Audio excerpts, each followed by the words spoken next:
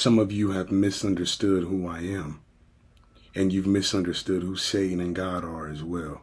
So let me tell you precisely who they are and how they feel about all of you. Disbeliefs aren't equivalent to falsehood. Disagreements are equivalent to truths. Just because you say you don't believe in what I have to say doesn't make what you have to say any more credible. Just because you don't agree with the teachings I give in my sermons doesn't mean that your disagreement is rooted in the truth that far outweighs the certainty of what I know and what somebody else may know. I told you all that I would continue to spread the awareness of the kingdom of darkness by preaching and teaching about Satan and his demonic servants, as well as his kingdom. A disliking and disapproval being sent my way from a multitude wouldn't be able to stop me at all. Now, let's get started. Preaching has been evolving my development, has been speeding up my progress. Persistency to continue as my words must reach millions on this earth until it is time for me to take a step back. Most of you in my eyes are people who are not members of any religious or spiritual beliefs, but those who live this life according to your own will. You all do what is right in your own eyes. You all trust in yourselves and use worldly wisdom to help you in trying situations. Most of you are unable to put your faith in a God who is invisible because you're so used to seeing everyone else in this world with your very eyes.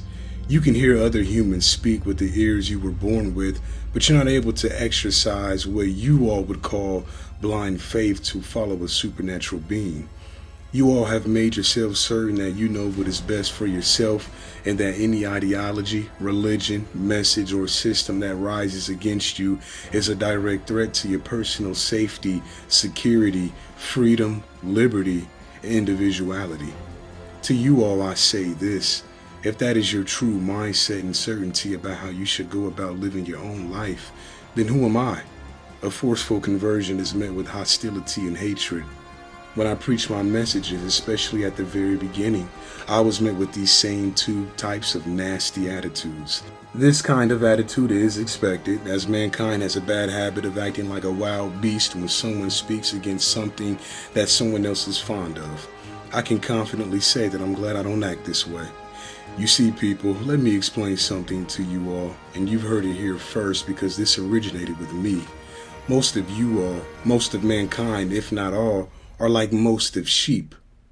Yeah, when one sticks out, they stand to be judged. When one is speaking differently, they become despised. We as humans are all like a base of dough. Some choose to grow one way, others another. Anger is a reaction. Controlling it of importance. Internally, I am already knowing what is of worth and what is of value. This is why no impulsive actions will be taken by me and shouldn't be made by you as well. The God that most of you all hate is the God of Abraham, Isaac, and Jacob. It is clear to me, and it always will be. His words and his message have almost reached around the entire world, as he did instruct his human servants to carry out and fulfill the Great Commission. What isn't known or seen is hidden. What you're unaware of will eventually be made known to you. His words used to be taken a bit more seriously in ancient times. Mankind now has reverted to more primal matters and has begun to waste away his word. Jesus Christ is a name that is hated and despised among many of mankind. He gets little to no respect, despite the love that he proclaimed to have for mankind. He died on the cross for all of mankind's sins, as he was sent by his Father to do so. Out of all gods, prophets, prophetesses, and other religious or spiritual beings, he is hated the most. Mankind despises Christ. The hatred is a projection of how Satan feels about the world and Christ. It is Satan's goal for more of mankind to begin to despise his opponent, Jesus Christ, and show even more disrespect and distaste for his teachings and his word. Satan doesn't want this goal reached and achieved by way of deception. It's too easy. He desires for this goal to be accomplished by way of truth. I always see this wrongfully depicted painting of Michael the Archangel standing over Satan, as if he used his own heavenly power to overcome Satan and his former brethren, now turned servants, when he rebelled against God and then fell from heaven like lightning. This picture is inaccurate. When Satan inquired about the dead body of the prophet Moses, he confronted Michael by withstanding him in front of his face. When Michael did not use his own personal power to war against Satan and to keep him away from Moses' dead body, for he had to call on his Lord and use his name to keep him from trouble. Some of you are so fascinated by the Archangel Michael, and yet his power still falls short of Satan's. Satan was created perfect in his ways, and his power level far exceeds anything that Michael or any other angel can perform. He is a perfected being. Don't believe me? Well, let's read the scripture. Ezekiel chapter 28 verse 10 states, quote, "You were perfect in your ways from the day you were created, till iniquity was found in you," end quote. While no angel can be found possessing any sort of man-made shortcoming, no other angel was made perfect like Satan.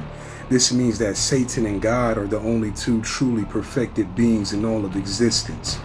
Everyone else falls short of the standard these two uphold. So don't come my way preaching to me about how glorious and powerful Michael the Archangel is when he wasn't even formed in the same heavenly power capacity that Satan was. Leave my presence with that nonsense. I have noticed that you all love to mix and intermingle sacred texts and teachings with the teachings of this world. What is sacred and profane should never be mixed, as these two things are opposites. Do you all know who loves to do this the most? Christian pastors in the United States of America. Oh yes, they've done it the most and they do it the best. Take a look at these fools. Pastors, are you ready? You want something? Take it! That's yours tonight. You want it? You want it? Take it! You want it tonight? Take it! Holy Ghost! Take it! Oh, take it! Take it! Take it! By the power of the Holy Ghost! Be anointed of the Holy Ghost! You want it? You want it? Take it! That's the power of the Holy Ghost! You want it tonight? You want it? Take it! That's the power of the Holy Ghost! Oh, you want something? You ready for something? You ready for something? Take it! That's the power of the Holy Ghost!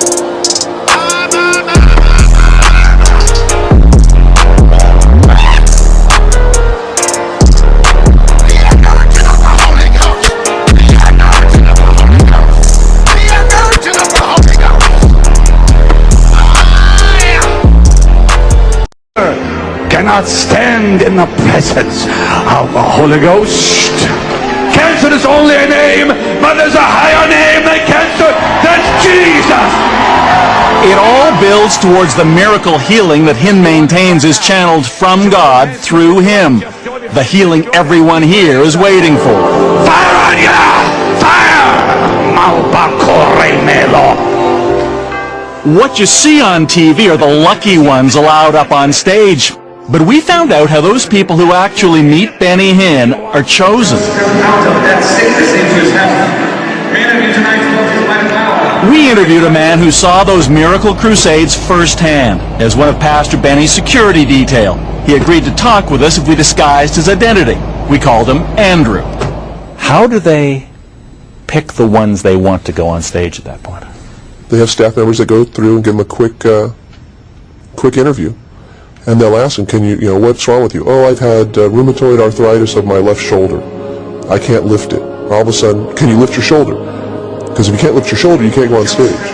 According to Andrew, the screening system has one purpose: to keep the truly sick or disabled away from Benny Hinn. Those people are never allowed near the stage. In our original broadcast, viewers were captivated by a mother and daughter we met in the stands at the Calgary Crusade. Janice Brulotte is a lifelong believer whose 8-year-old Grace couldn't walk because of a severe neuromuscular disorder. I said, honey, we could stay up here because you know what? I said, Jesus is up here. And she said, no, Mommy. She said, I'd like to go down and see if Benny Hinn could pray for me. I said, are you sure? She said, yes, Mommy. Hoping for their miracle, they tried to make their way towards the stage, but they were intercepted by Hinn screeners, who ordered them to sit down. Grace and I moved over to the side. We sat and waited, and Grace asked me if I could help her to try and walk. And that was kind of her faith in action. And so I picked her up and we tried walking back and forth. And that was kind of a hard moment. We caught up with Janice and Grace as they fled from the arena, their hopes of a miracle, even a prayer from Pastor Benny, now gone. I just kept saying if she healed, and like there was such a big like rush, like yeah. And what can I say? You know, she just wanted people to pray for her.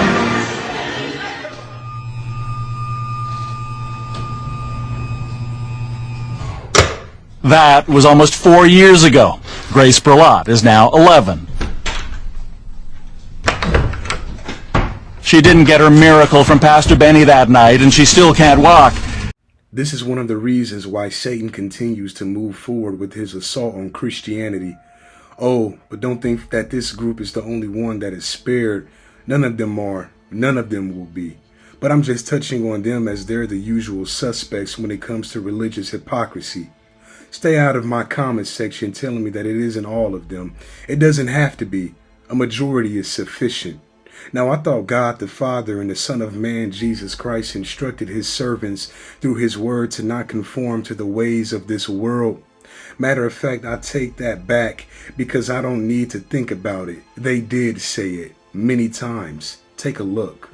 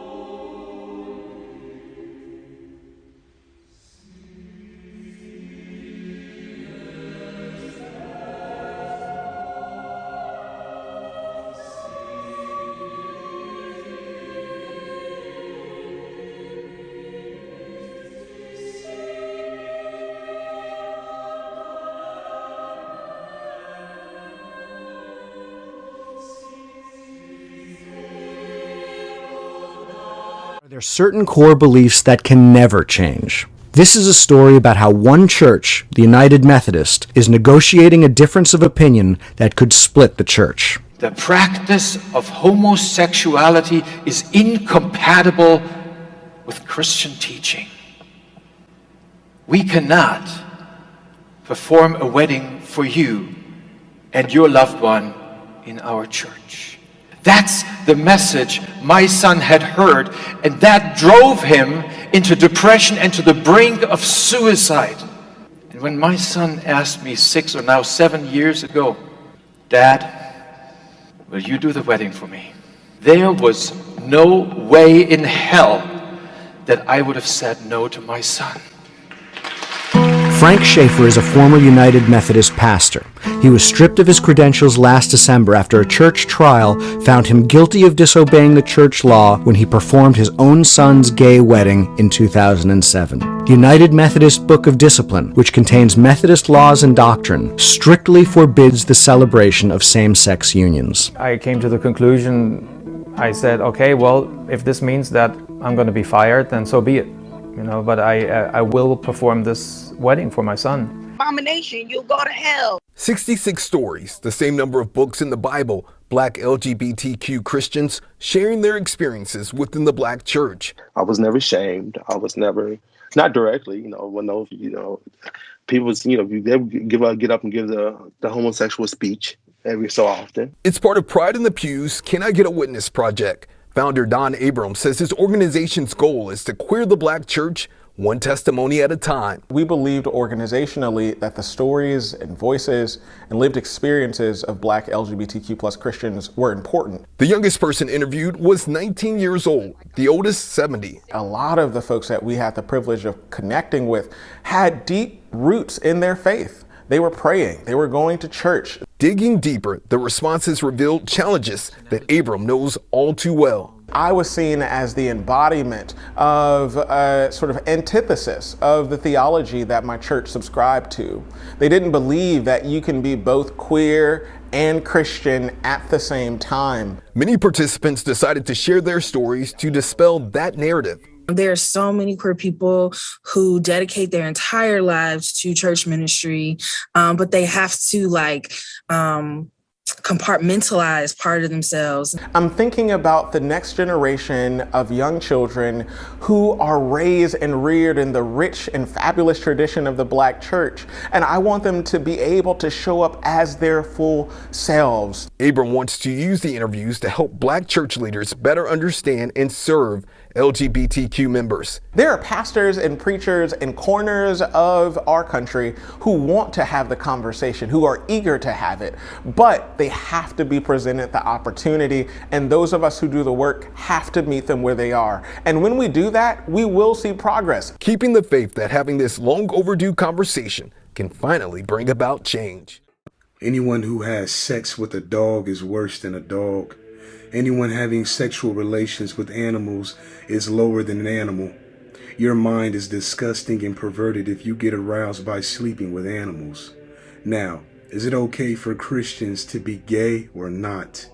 Is homosexuality a sin in God's eyes or not? Because his people love it, most of them anyways. Did you all not read what the scripture just said? He referred to same-sex passions as being vile. Vile means extremely unpleasant, foul, and nasty. He called lesbian relationships and sexual passion being shared between two women shameful. He then said because you all refused to obey his commands that he decided to give you all up to a debased mind. He wasn't just talking to his servants. He was talking to the rest of mankind as well. Do you all not understand what he means when he says this? He's saying that since you all are so determined to share sexual passion and pleasure with the same sex, he went ahead and moved forward in giving you over to a debased mind. He called you all who do these things immoral, perverted, vile, tainted, and indecent. Pleasure and passion are hell's greatest entertainment. Satan doesn't care about who you all lay up with and romantically enjoy. Reservations, condemnations, and judgments like that come from God and those of mankind. Not hell, not the kingdom of darkness, not Satan. Those of you who don't follow the God of the Bible obviously do not care what he has to say, but apparently many of his servants couldn't care less.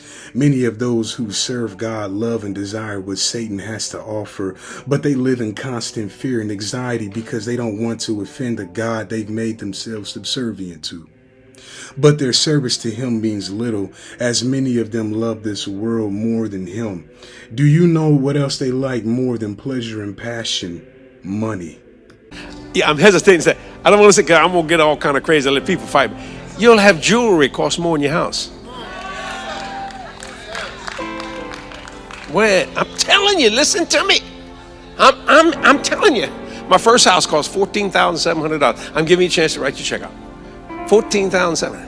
My second house cost $81,900, and this watch costs more than that. Are you gonna write me an ugly letter? Let me tell you what. No.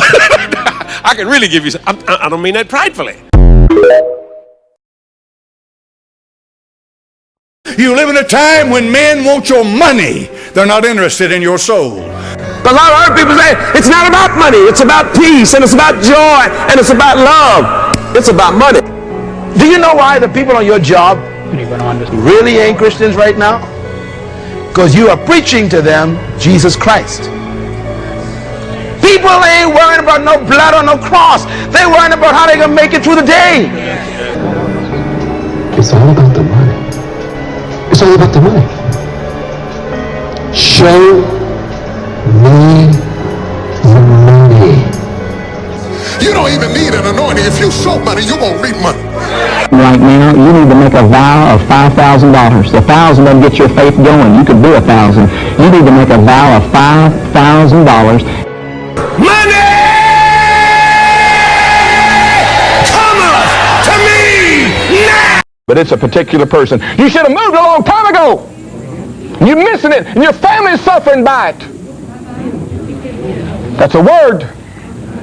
As surely as I'm speaking by the Spirit of God, that is a word for a person right now. That is God penetrating your heart. It's burning on the inside of you, and you need to make a vow of faith of $1,000. Oh, Bob, couldn't you say 25? No! You can't make a $1,000 vow of faith. I'm saying in faith. So we got people that don't have, teenagers that have hardly nothing going for them. They got enough faith to make a $1,000 vow and send a little $5 here and $10 there as God begins to move like a whirlwind in their lives. Because they don't have that old programming of religion. Well, this isn't the way we do it in my church. Forget your church. I'm talking about what God says. And if you want the kind of miracles that are in the Bible, you're going to have to do what God said to do. And I've got the faith to believe they'll come to pass. This is hot soil. Can't do that and be broke. So final question is, a lot of people maybe have a misunderstanding then about what you do in prosperity preaching. So the final question is this. To those critics that say that a preacher should not be living a life of luxury, what is your response to that? They're wrong. That's it? That it's a misunderstanding of the Bible. That if you go into the Old Covenant, do you think the Jewish people believe you should be broke? Are you saying that Jewish people appreciate money more than... Really? They believe in wealth. Some people would find that offensive. No, wait a minute now. I'm not talking about some people. I'm talking about the Bible. The blessing of Abraham. Abraham was extremely wealthy, and he had a covenant with God. It's not the Jewish blessing, it's the Abrahamic blessing. God, I get excited talking about it because I love it. And I started out deep in debt with nothing, which is another story. But anyway. So you say that it's biblical and that there's a foundation in the Bible for this. Let me close it with this. I had to learn this, like I said, from the Bible and from my spiritual mentor, Oral Roberts. And I learned it from him, working with him, and then he was close friends until he died. And he took the same heat for believing God would prosper you that I've taken over the years.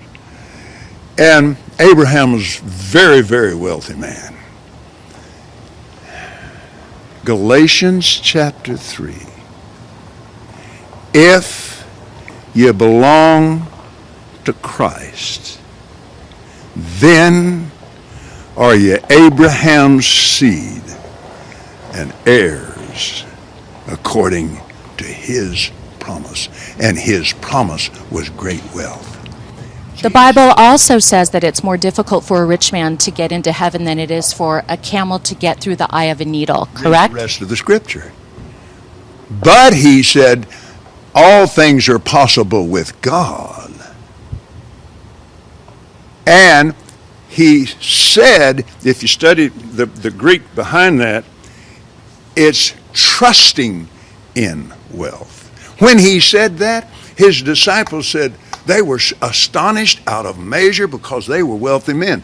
They were astonished out of measure, saying, how can anyone be saved? He said, all things are possible with God. Both of my grandfathers were preachers. They were both very poor. They lived simple, modest lives. They were extremely offended by men that made money like you do, preaching like you do. What would your response be to people that think that preachers shouldn't live this kind of a lifestyle? Folks like both my grandfathers. And I understand that. And I love them with all my heart. It's your grandfathers that we're standing on their shoulders. They held up and they stood for it. Glory to God. But when you go back to the Bible, it's full of wealth. And it's full of miracles and signs and wonders. And it's full of goodness. And it's full of meanness. It's just full of hell on earth. Those are the demons, not the people. I love the people. Take a look at Austin's response during the aftermath of Hurricane Harvey. Back in 2017, Harvey wreaked havoc on Houston and the surrounding area. Homes were lost, lives were upended, and many Texans found themselves with nowhere else to turn. If only there were a massive church building right smack dab in the middle of Houston that could house desperate residents displaced by the hurricane. Wouldn't that be nice? The Lakewood Church campus was the perfect place to give those in need a roof over their head. Better yet, there are Christians over there. Surely they'd be interested in helping those less fortunate. Believe it or not, Lakewood did not open its doors to people suffering due to Hurricane Harvey, and they got a lot of heat because of it. Austin was specifically targeted by people online who were disgusted with his decision not to allow helpless Houston residents to stay in the literal arena that he and his church owns. It's not like there was complicated contract jargon in the lease agreement keeping them from opening the doors to the public. Lakewood had bought the facility outright from the city of Houston back in 2010. It was theirs to do with what they pleased. Helping those in need was not one of those things. Lakewood PR tried to backpedal as quickly as possible, claiming that hurricane waters had flooded their building. They neglected to back this claim up with any actual evidence, however, and things looked even worse when Joel Osteen himself came out and addressed the criticism. He took back what the church initially said about their building being flooded, stating that instead, Lakewood was never closed to the public and that any reports to the contrary were verifiably false. Nothing backed Osteen's claim, so it's clear that Lakewood and company were probably trying to muddy the waters and distract people from the controversy at hand. It's unclear what exactly happened and why Lakewood was not at the forefront of the Harvey relief efforts. Nevertheless, it was an undeniable black mark on Osteen's record, and his critics use it as proof that the popular televangelist does not practice what he preaches. There was even a satirical cartoon and article published about Osteen and his response to the floods. The Onion-like article detailed how Joel set sail into the flooded streets of Houston aboard his multi-million-dollar yacht. His purpose, or so the article read, was to give out copies of his books to the hurricane survivors. This, of course, wasn't a real news story, but Osteen's public image had taken such a hit that many believed it to be true. People really thought that little of the supposed man of God. Ouch.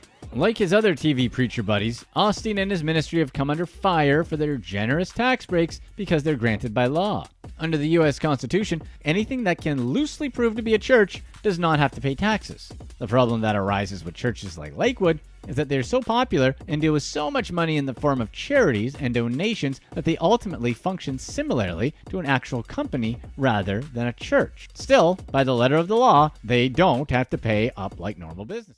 In the book of Proverbs, chapter 27, verse 20, it reads, "Death and destruction are never satisfied, and neither are human eyes." The Bible tells these people in Proverbs chapter 23, verse 5 to, quote, "Cast but a glance at riches." These devious snakes and greedy wolves only care about filling their already filled pockets and having sex with whomever they desire. They don't care about the state of anybody's soul. They only care about living in immense luxury and putting on a stupid clown show. Are they not expected to live as their master did? Apparently not, which in my eyes is shameful. I find them to be shameful and embarrassing, not the rest of mankind. Are you all not aware that Satan calls for unity while God calls for division? Let me break it down for you. Satan doesn't care about the passions, ambitions, and intentions that mankind has for themselves and others, especially if you don't serve him. As long as you're not doing work for his opponent, then there will be no real resistance from him. Some groups use Satan as a figurehead and a metaphorical representation of how they choose to live their lives by adopting and applying satanic qualities. Yeah, this sounds nice, but it lacks much substance. Mankind loves to boast and brag about how they don't tie themselves to any deity. Nobody asked if you were doing such a thing. Satan and his servants, along with his kingdom, are not and never will be constructed and governed by following human concepts. This is yet another profane, worldly-minded way of understanding who he is. This is why it is pointless to talk to people who have next to zero understanding of spiritual topics, because they always speak, react, think, and respond in a carnal-minded way. I'm sure you all are already familiar with this quote, yes? I guarantee that's how many of you live your lives every single day. Look at you. You've broken free from your self-condemnation. You're not at all concerned about how you are viewed in the eyes of a stranger or a loved one. You couldn't care less about the slander that may be said about you, because sticks and stones may break your bones, but words cannot hurt you. You don't need some God telling you that he loves you, that he knows what's best for you, and that he has great plans for you. A son of God who stepped down from his heavenly throne to come into the earth and live amongst humans as man himself, to eventually start a ministry and then be killed, doesn't matter to you. You can never read and study sacred text from a book and take it seriously, because, I mean, why would you? As you remind yourself that it was mankind that wrote these books, as if I'm assuming you would have rather been a real-time witness to a bunch of supernatural beings sitting in a conference room writing these books. No, seriously, take a look at yourself. You're hungry for freedom. You might be hungry for fame. Some of you just want peace. Some of you just want to live a life in full agreement with your inner self. Well, you can't do any of that if you're being told to live holy. You see, faith is the substance of things hoped for and the evidence of things not seen. Faith can be compared to certainty, while hope is just an expectation for an outcome to come to pass. Since many of you have come to the conclusion in your heart and mind that this type of lifestyle isn't suitable for you, you've rejected it. God refers to those who aren't his as goats. This is how he refers to all of mankind who aren't pleasing to his eyes. This is a clear indication that most of mankind has been thrown to the wayside because they aren't pleasing to him. Yet even some of his own servants live in direct opposition to his commands. Satan isn't calling for division. That would mean he is being picky about who is acceptable in his eyes, which then would make him like his opponent, whom he hates. So he isn't seeking to be compared to him. He is seeking for people to no longer be in hypocrisy and only conform to their authentic selves. Those who serve God and other members of other groups could never bring a railing accusation against me and make it stick, because what I say is true. If it wasn't, then the evidence I've provided in this video backing up my points could easily be proven wrong. Indeed, one shouldn't live their entire life seeking to please another of mankind. Mankind can hardly do anything for another when a person's life takes a downward spiral for the worst. Is a man who is currently preaching to please men? I could never. Those who are enjoying the pleasures of this world and pursuing their own ambitions must do what needs to be done and officially take a stand. Living a lukewarm life is frowned upon, and it's also hypocritical. It is better for one to renounce their calling or renounce whatever they've been doing instead of trying to do both. All you are doing is splitting yourself in half. Not only that, but you are displeasing yourself and whoever you serve if you claim to serve someone. Discontentment and dissatisfaction always leads to poor results and reluctance when taking action. Why even make yourself feel such a way? You come off as one who lacks sense. Caring about another of mankind is noble. Caring about and pleasing the supernatural being you've chosen to serve is paramount. Serving a being yet going against his word because the other kingdom has everything you seek to enjoy doesn't make any sense. Mankind is afraid of the unknown and what might expand their beliefs. In the kingdom of darkness, you are free to ask and free to question. Other servants in other kingdoms get ridiculed for asking and get punished for questioning what isn't supposed to be questioned. If you're unable to understand this, dare I say your epistemology is entirely unstable. What you've been taught sounded like good news, but what good is it if you feel as though it isn't pleasing to you? What good is it if you don't really live by it, if you don't really care about it? If how God tells you to live displeases you, then you need to step away from him, not begrudgingly serve him. In Satan's kingdom, there is no division. However, I must add that while some consider it to be a party and pleasure, it isn't for eternity for some. Things are material, things are spiritual. I want, I need, greed. You must define your loyalty. Without proving loyalty, no progress can truly be made in your life. Just saying I'm the man, facts bro, lot of haters, tell me where